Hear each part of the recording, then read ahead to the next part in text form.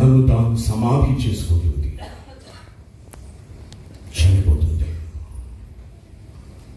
కొద్ది కాల అనంతరం నెమ్మదిగా తన రూపాన్ని బద్దలు కొట్టుకుని, తాను కట్టుకున్న గూడును బద్దలు కొట్టుకుని మరొక కొత్త రూపంతో బయటకు వస్తుంది.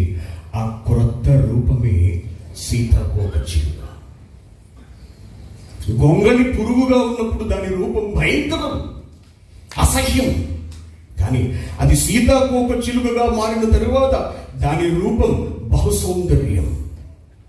అంటే మరణించి మరలా బ్రతుకుతుందా? ఎస్.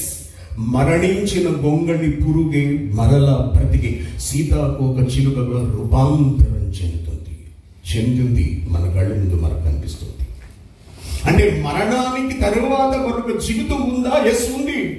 మరణం తర్వాత మరొక బ్రతుకుందా? ఎస్ ఉంది. మరణించిన వారు తిరిగి లేస్తారా? ఎస్, లేస్తారు. ఏమిటి సాక్ష్యం? ఎలా నమ్మాలి?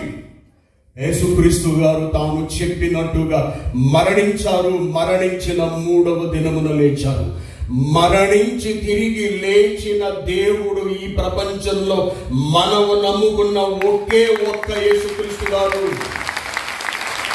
ఆలోచించాలి మీరందరూ, ప్రతి ఒక్కరు. నేను ప్రారంభం నుండి చెబుతున్నాను, ఎంత దారుణంగా మన ప్రభువుని గురించి మాట్లాడుతూ, మన బైబిల్ పై నిందలు వేస్తూ, క్రైస్తవ్యాన్ని అవహేళన చేస్తూ దూషిస్తున్నారో, ఎందుకు వాళ్ళు ఎంత వికృతంగా ప్రవర్తిస్తున్నారో అని మనం ఆలోచిస్తే దాని వెనుకున్నటువంటి ప్రధానమైన కారణం వారి దగ్గర లేనిది మన దగ్గర ఉన్నది, వారి గ్రంథములో లేనిది మన గ్రంథములో ఉన్నది, మన దేవుడి దగ్గర ఉన్నది.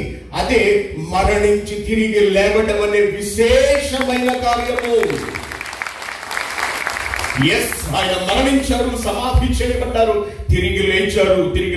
చూడండి 20వ అధ్యాయం, యోహాను సువార్త 20వ అధ్యాయం 26వ వచనం చూసావా?